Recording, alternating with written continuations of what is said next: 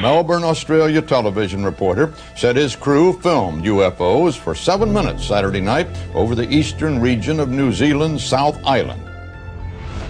On the 21st of December 1978, cargo plane pilots John Randall and Keith Hine observed strange light phenomena over the sea near the South Island of New Zealand. The objects were also picked up by Wellington Air Traffic Control radar, and reports reached local media.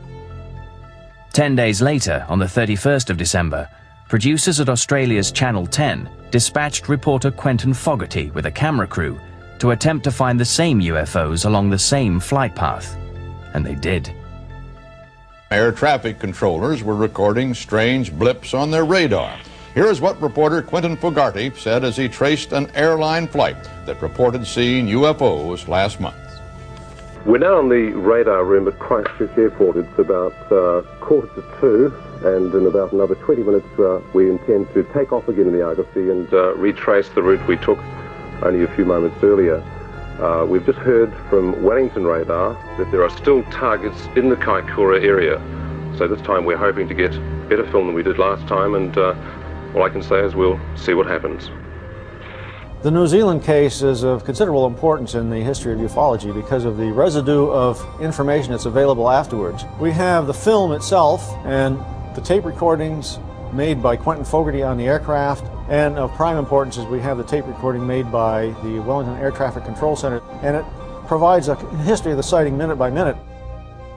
We're about now 3 minutes out of Christchurch Airport, and on our starboard side we can see two very bright lights, one much brighter than the other. It is like a very, very bright star, and just below it is another light, not quite so bright.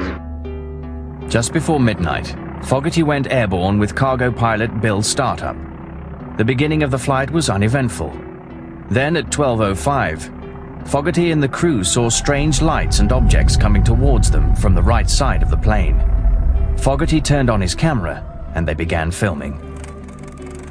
Those two lights appear to be travelling with us. They're still off the starboard wing. The brighter light is still above the other, and it's moved a little further ahead of the other. It was extremely bright, much brighter than any of the other stars in the sky. Ground radar observed the objects, and the control tower confirmed the sighting and recorded the conversation. What follows is the actual audio of this unusually well-documented event. The storm target showing at 11 o'clock at 3 miles. Just left at 9 o'clock at about 3 miles. Captain Startup said that the object or target was initially ahead of him, then travelled at an unbelievable speed past his left side. He quickly banked the plane left in an attempt to make visual contact. From the ground, Wellington Air Traffic radioed a chilling message to the captain.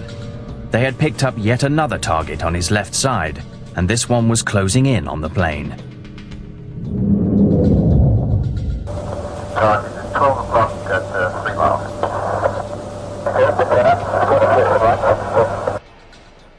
I'm now looking over towards the right of the aircraft, and we have an object confirmed by Wellington radar. It's been following us for quite a while. It's about 4 miles away, and it looks like a very faint star, but then it emits a very bright white and green light. Captain Startup was able to get close enough to determine that the object had an array of bright blue lights pulsing at a rapid rate. To his shock, the object had increased in size.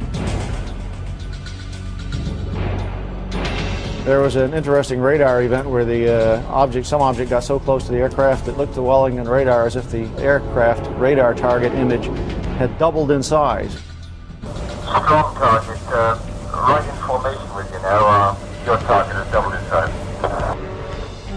The double-sized target continued to appear on radar screens for 36 seconds, then returned to its original size.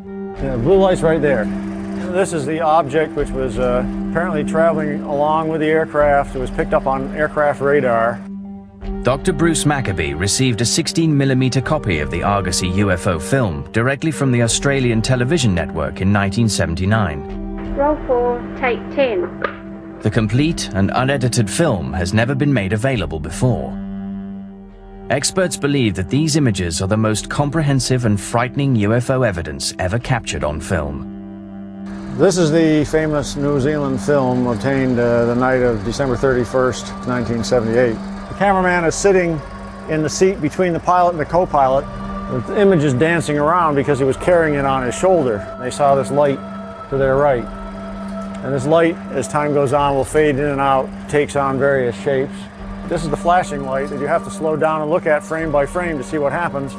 When it goes from very bright white down to dim orange, you can see the image went over to the side, then he turned the camera a little bit in order to pull it back into the center. That other target that has been following us has now been joined by two others. So we now, at this stage, have three unidentified flying objects just off our right wing. And they've been following us, or one of them's been following us now for probably about 10 minutes. I, for one, am hoping really that we've seen enough tonight and the rest of our journey back to Zeland will be uneventful.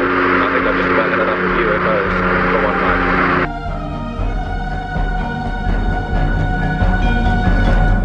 And that's the way it is. Or is it? Monday, January 1st, 1979. This is Walter Cronkite, CBS News. Good night.